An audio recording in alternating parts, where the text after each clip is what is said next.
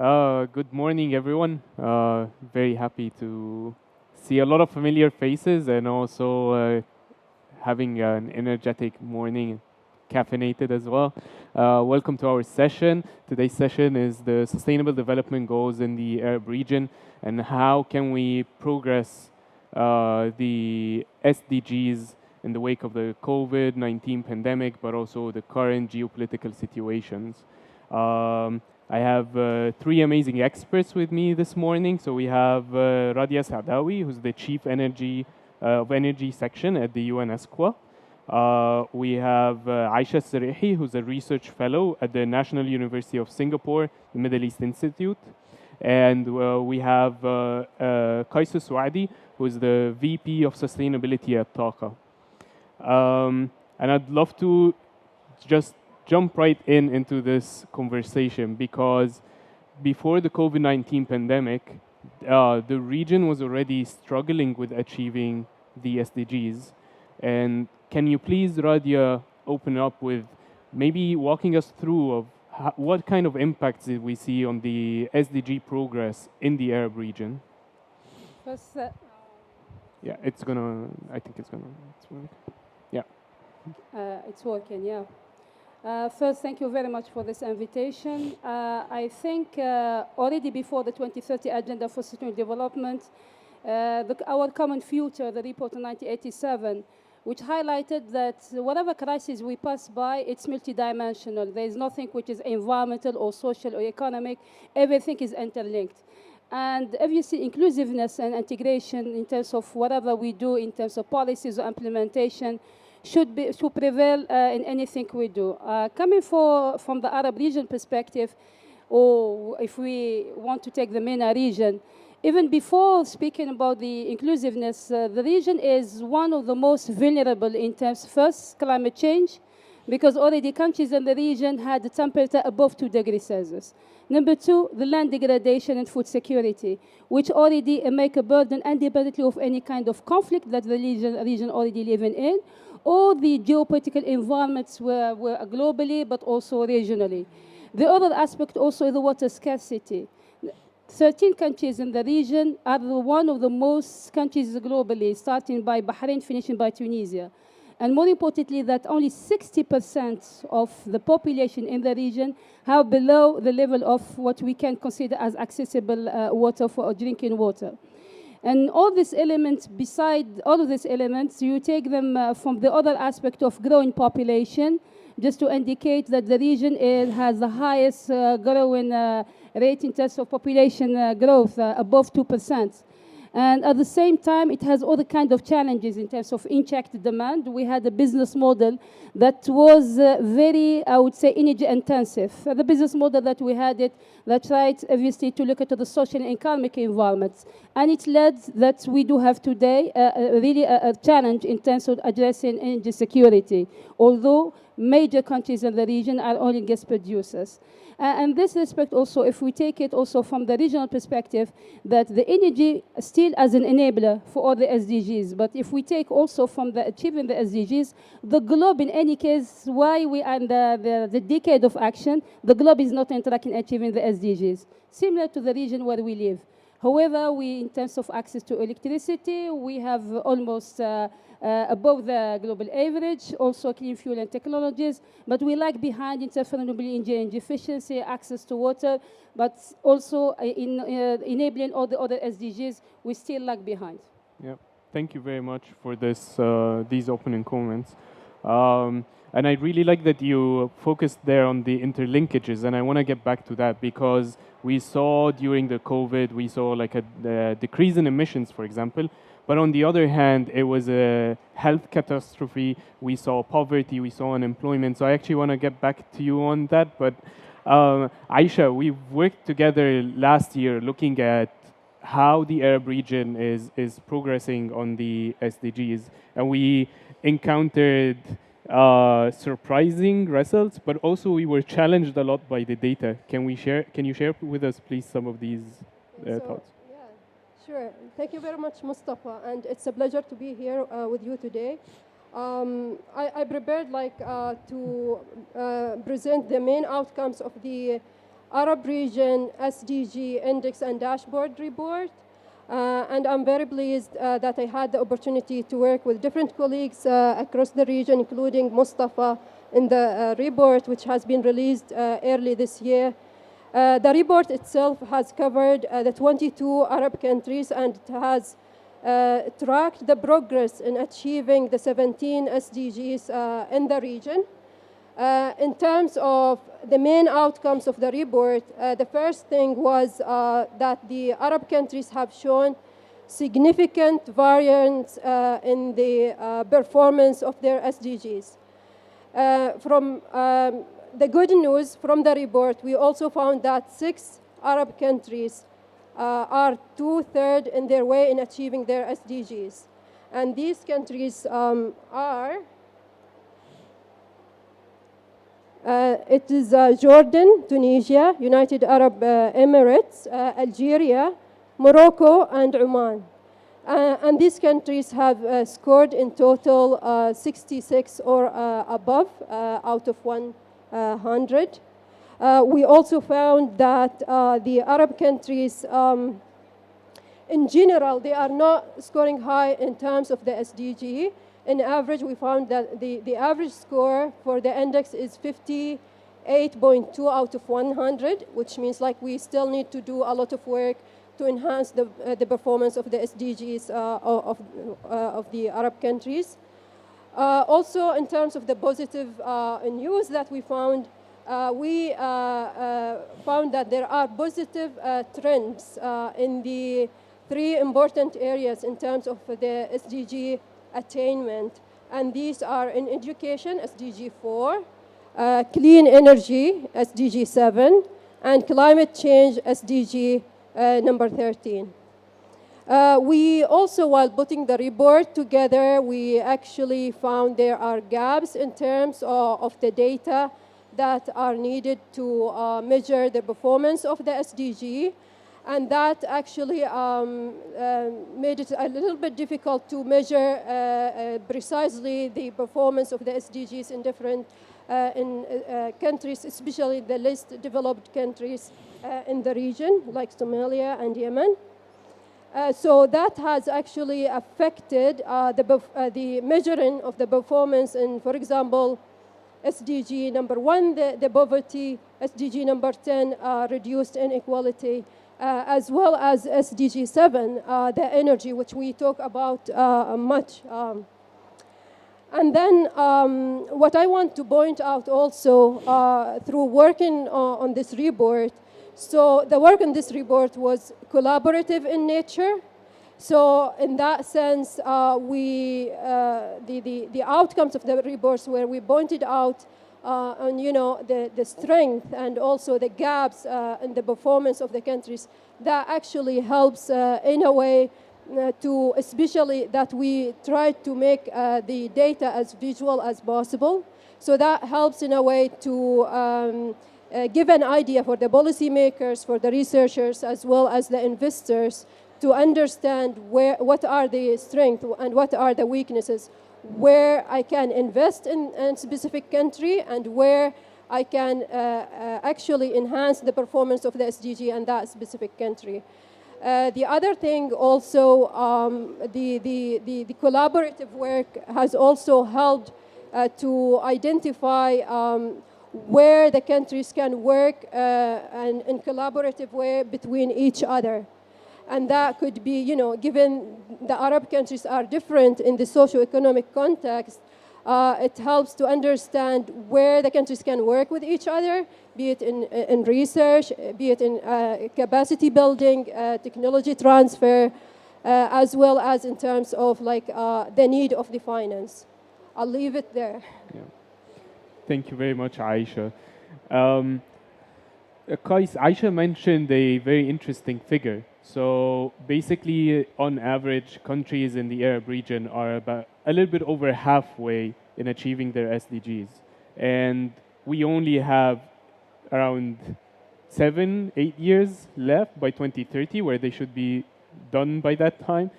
As a VP of sustainability in an energy company, what role do you see energy companies playing in advancing the Sustainable Development Goals?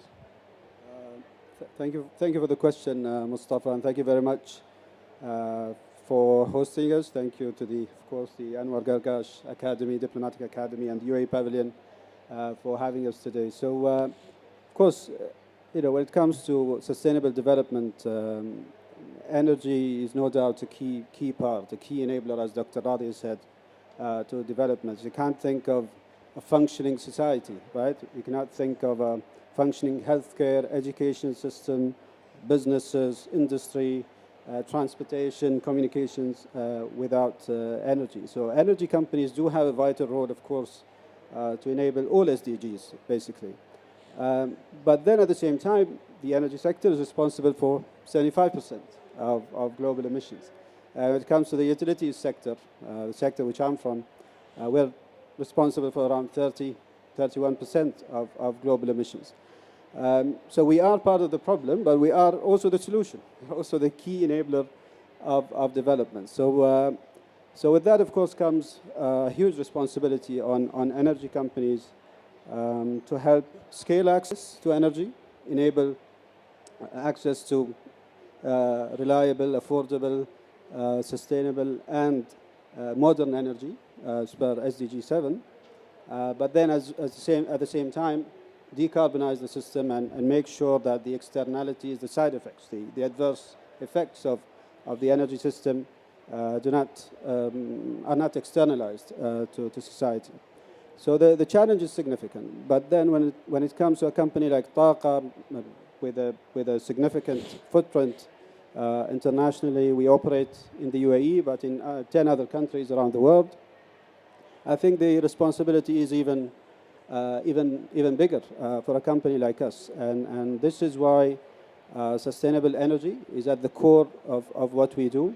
Our current renewables capacity stands at around 5%. Our target to reach 30% by 2030.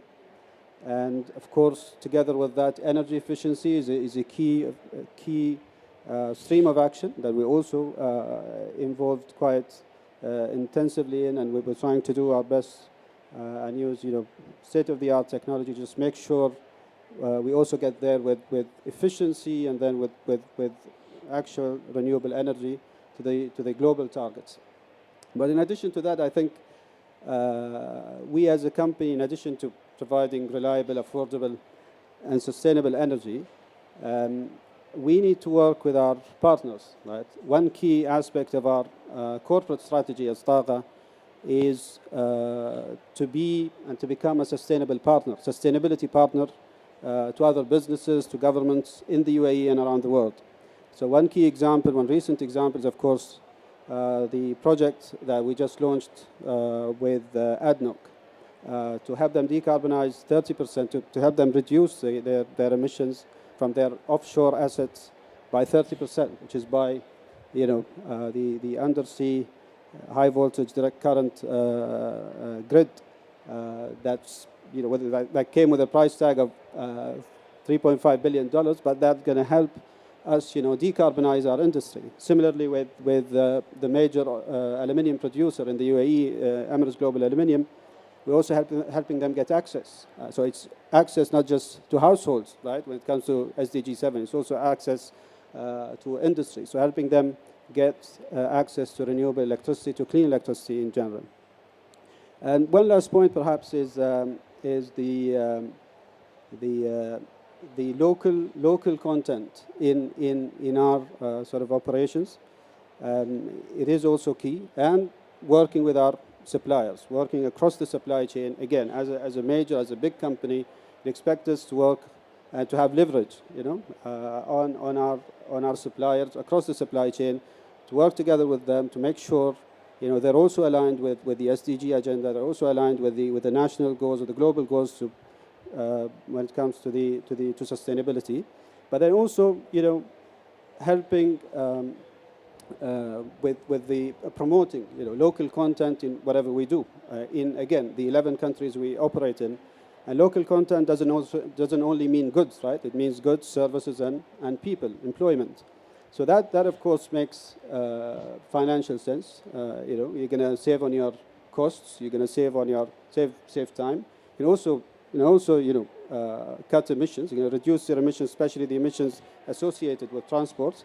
But then, in addition to that, it's all about your contribution to society, your contribution to employment, SDG 8, and then helping, getting that social license to operate.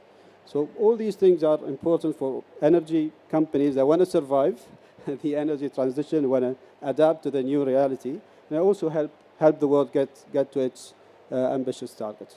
Yeah. Thank you very much. And I'll get back to you because you mentioned the scaling up. So I want to get back to you in a second on scaling up, because for me, scaling up directly relates to investments and where our future investments will be, specifically from an energy company. So I want to get back to you on that. But Radia, you spoke about interlinkages in the SDGs. And I mean, all three of you are experts on energy, but I also want to have your thoughts on what are those interlinkages. And I completely understand that SDG 7 could be an enabler for many others, but should we focus more then on SDG 7? And what's your, at UNESCO, you have a wide overview, the umbrella overview of the whole region. So how do you see them progressing in that sense?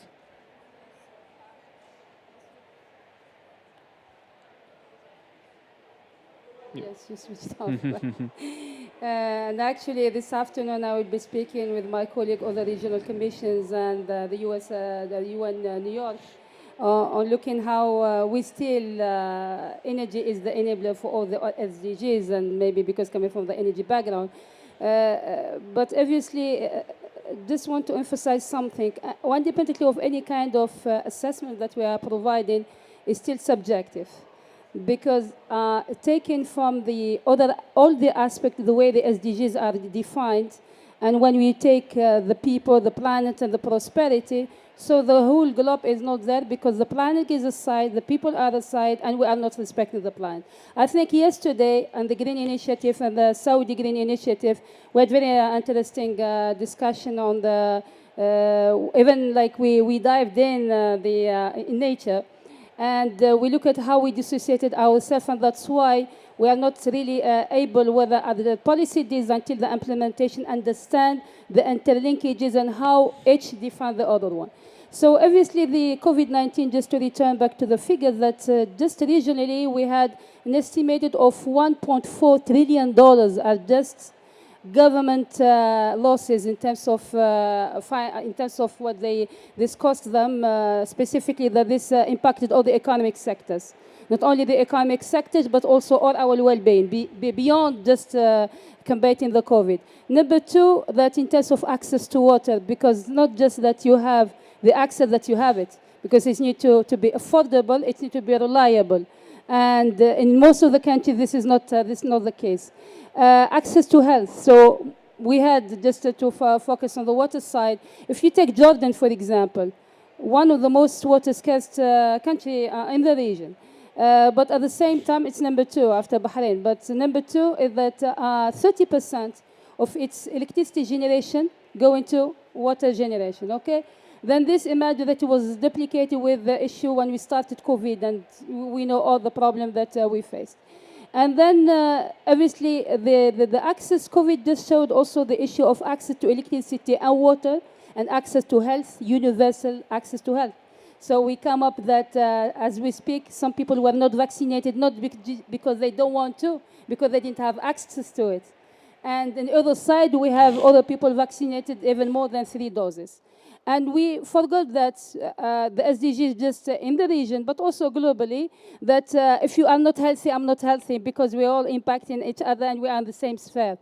And we were not able also to collaborate in terms of the vaccines, and this is not globally, not specific to the region. And that's why one of the priority actions that we look at it also, the education, from 2 sides. Number one, that digitalization is still far away in the region. That's why access to internet, access to education, and beyond that, we found out that not only we are speaking about the most vulnerable, but also those who are in the middle class didn't have access to education because they didn't have access to reliable internet in order to pursue their education. So it shows that we still, in somehow, need to work together, but also facilitate the access to education through technology access, which should be basic, but it's not the case. And then we need to work on that. And more importantly, that the gender empowerment. Women were the most impacted due to the different aspects, as you know them, whether in-house or basically when they're losing their jobs. So when you see the statistics in terms of loss in terms of jobs during the COVID, they were the most impacted.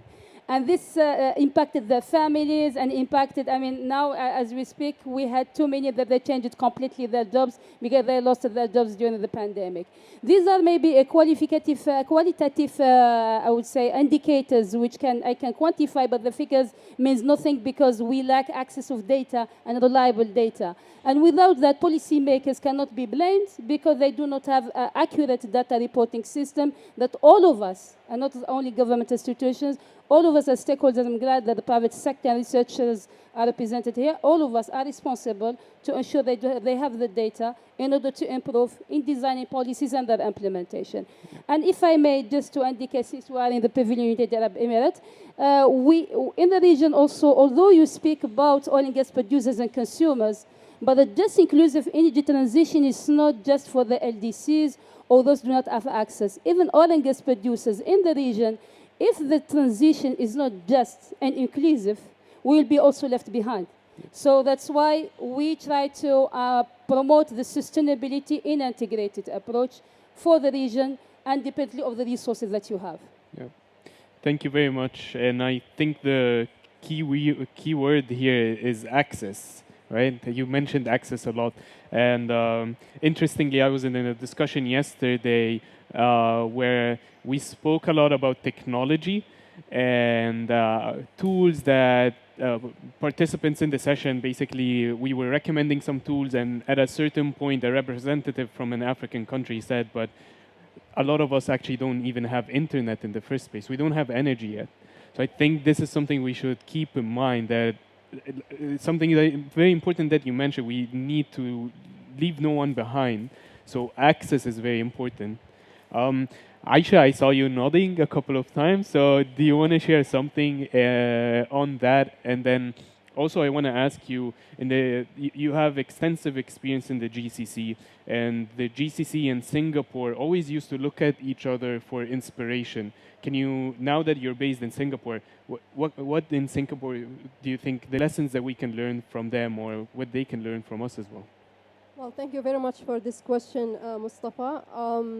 So yes, actually one of the areas of my research being in Singapore at the moment is to look at the areas of collaboration and cooperation between Singapore and the Middle East countries.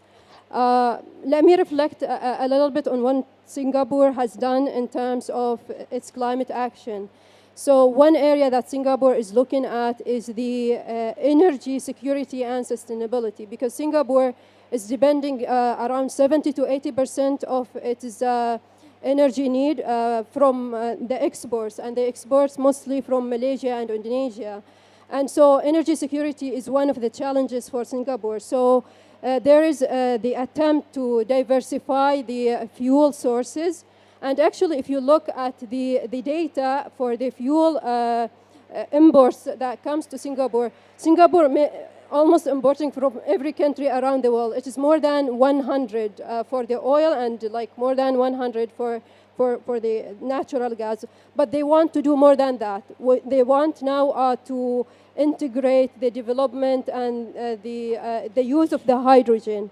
So this is one area that Singapore is working on. And then there is Singapore has released Singapore Green Plan in 2021. And this is really looking at the overall strategy where Singapore can enhance economic sustainability and decarbonization in the long term. So it tackles different sectors, tackles the transport, the industry, also the afforestation, because Singapore has a great area of forest out there and the carbon offset. So Singapore has been kind of ahead of the other countries in terms of putting forward a green strategy. for the economy. The other thing that strikes me being in Singapore and what makes Singapore is more competitive compared to the other countries is the strength in terms of the technological innovation and in innovation in general, not only in technology but also in terms of the capacity building, in terms of the know-how in there.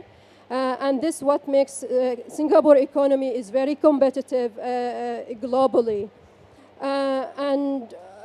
What I also want to point out too, Singapore has been working for a long time on international collaboration programs to enhance the capacity building when it comes on how to achieve the goals of the Paris Agreement and Sustainable Development Goals. So this brings an opportunity to also to cooperate and collaborate with Singapore to enhance the know-how, the share of the know-how and the capacity building. If we look at, for example, the GCC countries, in this part of the world, we see there's a momentum also, especially when it comes to the energy sector, especially over the last 3 years. I've been following the region for almost 10 years, but the last few years we have been an increased progress in terms of, enhancing the energy mix in the countries, be it in the natural gas, in the development of the renewable energy, the energy efficiency, and as well as most recently, we have seen a lot of discussion around the development and the deployment of the hydrogen across different countries, including in the UAE, Oman, Saudi Arabia as well. And we have seen that now we have 5 GCC countries have announced net zero targets. So that is really a step forward for the region to integrate the economic decarbonization in the long term, because that is, in fact, is actually feeding in the economic diversification itself that the countries have been working on for a long time. So having Singapore initiatives on one side and, for example, the GCC climate initiatives on the other side, I think the areas for collaboration between the two, it can be in the hydrogen, and actually, like the two regions have been already working on it. Many countries from the Gulf have signed memorandum of understanding with Singapore, including Saudi Arabia. And the other area is in terms of enabling and enhancing the capacity building in terms of the innovation and the know-how. And as I mentioned, Singapore does have that already. Else also Singapore is ahead in terms of the carbon, looking at the carbon markets. In the Singapore Pavilion, which I invite everyone to really visit, yes, the Singapore have launched a carbon integrity initiative where they provide a global map for all where the countries can offset their carbon, especially when it comes to the areas where the forests do exist. So for Singapore, it's really more about selling the carbon credits. So this is, and we have seen also from the GCC side, like we have seen the UAE, Saudi have released voluntary carbon markets. So this is also an area for the two regions to work on. Yeah, I think, yeah. And also like the technology transfer in terms of renewable energy and the energy efficiency. Okay. So I'll leave it here. Yeah, thank you very much. So I think for us, maybe to take away from what you said and learn in the region, it's innovation, it's collaboration, and then focusing on resilience, right? Because these sectors that you mentioned, we're talking about energy security, we're talking about food security. Radia mentioned water security, so those are, yeah. I wanted to add one point. Please go ahead. Yeah, I forgot to mention one main area also for the two regions to work on, the water security. Yeah. And also like the water is a challenge for Singapore, because Singapore although like it is raining a lot in there, but Singapore also imports some of its water needs from Malaysia. But at the same time, because they have this challenge, so they have an integrated framework for how to enhance the water security for the country. And they have a nice program where they recycle the water, they make use of the rainfall, and then they also in the Singaporean pavilion, they have also promoted for the new water, which has been already consumed in the country. So I think they are also like have a very advanced infrastructure to deal with the heavy rainfall events. So I think this is one area where the two regions could work also on it in terms of the knowledge transfer. Yeah, thank you. Kais, I want to get back to you on future investments, right? Because that's very important, specifically for an energy company. But how can we ensure that these investments don't only progress SDG 7, but actually progress on the other SDGs as well, like creating jobs and so on? How do you see that progressing in the future? Yeah. So that's a really good question because, SDG 7 is about access, right? Whatever that means. Because what is the definition of access? Is it just, for households, is it just, 2 lamps and maybe, some, TV sort of, it depends on the power, right? How much power does access translate to? And I think there are different definitions.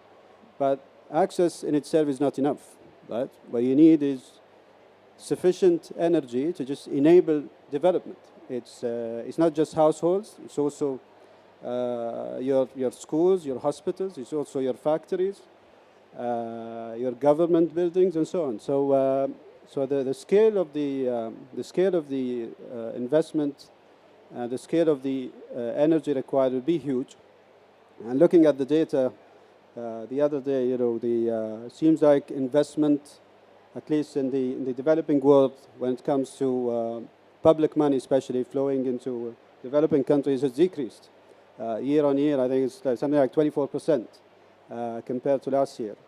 I mean, 2021 compared to 2020.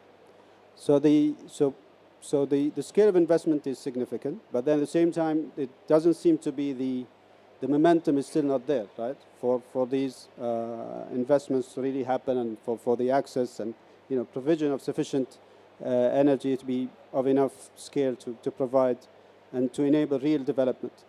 Having said that, as companies, I think, and when it comes to our, investors, to our creditors, to our, national governments, global community, everyone's demanding more action, right? Everyone, it is there on their radar. It is what they require us to do. And we as companies, of course, we need to respond to that, given that, again, we need to, act like responsible, global citizens.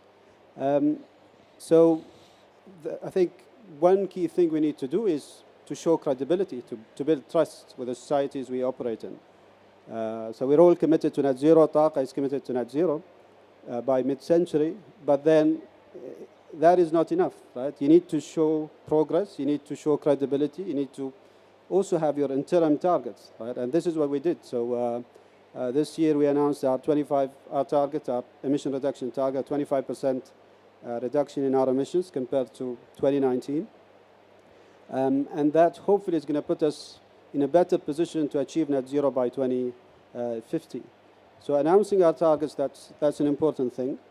And then disclosing on our targets, disclosing on the progress towards achieving our targets, reporting using robust global standards. That's also key to ensure that whatever we do is just we're accountable to our investors, we're accountable to our shareholders and governments, that we're on the right track in achieving the global goals. And perhaps one more thing to add is that companies also, as part of building trust, will need to show through their governance structures, right, from the board all the way to the management, that they're committed to net zero. They're committed to achieving their targets. And this, again, we're practicing what we're preaching at the end of the day. And this is what we have at Taqa. Again, it's just a robust governance structure to, again, make sure we're aligned and make sure we're building trust with the societies we're operating in. And this, at the end of the day, it's about, transition risk, right? It's about the business risk that we'll face if we don't, align ourselves with the SDGs, with the net zero targets, and so on. So going back to the investment question, where I think we're already, as companies and as a company, to just make sure, so what we're doing is just making ourselves ready, preparing ourselves to make sure we capture, the investment, the financial sort of gains that can come with these targets. And we think in the future, in the coming years, especially the COP coming to the UAE, and with the significant announcements that we've heard, $10 billion investment in wind energy in Egypt, and then $100 billion sort of partnership with the US to scale up renewable energy in the world. So this is all good news. And we as Taqa, I'm sure, will be good. We're well positioned to just, capture a good portion of that. Yeah. Thank you very much. And I really appreciate you bringing up very important points, because I'm very interested in the negotiations, and I always try to link what we say here with what is happening inside, right? Because they're very closely interlinked. You mentioned, at least for me, two very important points. It's not just the scale of the investments, it's the quality of the investment. And then the other point is trust. We need to have trust and rebuild trust as we move forward with this process, either between the parties, but also, for example, within the companies, with the communities that they're working in, with the communities they are trying to develop, and so on. So thank you very much for bringing those points. I actually want to open up for questions, but maybe because we're at an implementation COP, so this COP has been labeled as an implementation COP.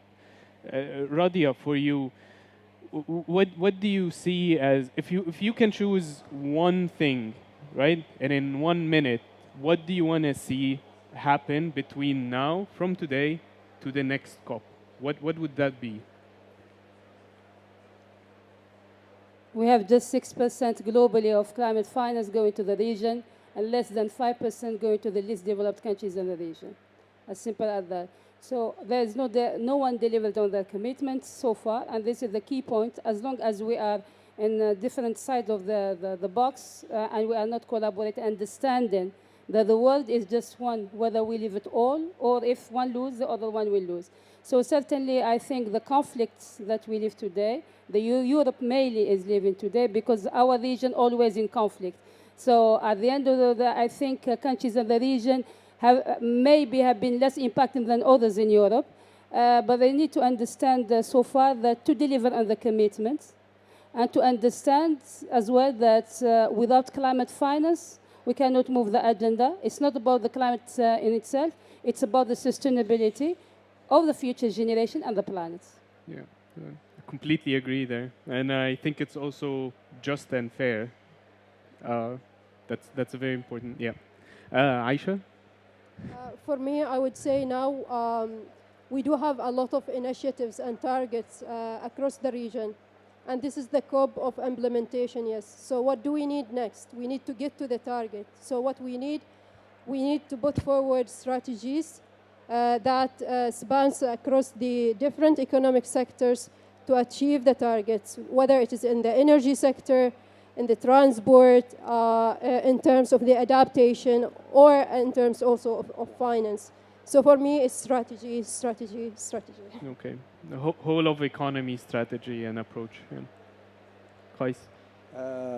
Yeah, I think strategy, implementation, but then also building momentum to get to Dubai in COP28. I think, looking at global emissions, we're not seeing any reductions, right? This is COP27 now, and the global stocktake is coming next year. So I think all these strategies and targets and so on will be put to test, right? Globally through global stocktake. So I think it's all about us working together again, reviewing our NDCs again, making sure whatever we're doing is in line with, especially since, more than 90% of global GDP that is committed to net zero now. You just want to see action now, want to see real reduction in emissions, and hopefully we'll, as a global community, building partnerships, I think we can get there. Yeah. That's a good, thank you very much. I was actually asked a similar question yesterday. My answer was very similar to Kai's. I said, I worry that it's just we're hosting COP in Egypt, COP in UAE, and then the region forgets about climate action. So we need the continuation. This is a once in a lifetime opportunity, I guess, that the COP will come to the region 2 years back to back. So we really need to build continuity there. Thank you very much. I want to open up for questions from the audience. So, yeah, we have a question over there. Can you please introduce yourself and let us know who would you like to direct the question to? Hello, I am Kate. I work with an NGO, FHI 360. We're active in the region as well. I was wondering, from an economic standpoint, if we can get the climate finance released, and as we work on clean energy and these sectors, how important is it, especially in this region, for livelihoods training for youth in these new sectors? So preparing the youth for the green economy, but also in a region like this, you mentioned conflict. As we know, if people have an economic alternative, that reduces conflict. So whose role would that be, and how can we make sure that as we flow down, we're creating jobs for the youth? Yeah, I think, Rabia, that one is for you.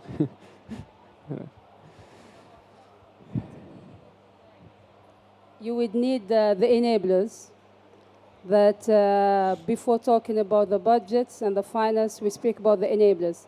The enablers is good governance, the best management of natural resources, the integrated approach for design and implementing policies, the stakeholder engagement that ensure that the youth are part of the decision making. And obviously, when you speak about the integrated approach, the gender dimension is key. So cross-cutting other sectors, because it's half the population, because they are part of what we will have as youth, when we prepare for them. And if we speak about 2050, the one will be born today will have 30 years, so they're already in the marketplace. So so the private sector, that's why we speak about the ESG when it comes to the private sector. So the restructuring of the economic sector that we have them, the climate finance, if it's coming to the region, it depends when we stand and the context of each country. It should be a source of peace. It should be an enabler for peace. But obviously, the enablers should be also there. So both I would say, are part of the equation. Yeah. Okay. No? Okay. So I'll just add something very briefly. So for us at the Anwar Gargash Diplomatic Academy, because we train future diplomats, we were actually looking at that. What kind of technologies and what kind of skills are the diplomats in the UAE going to need in the future?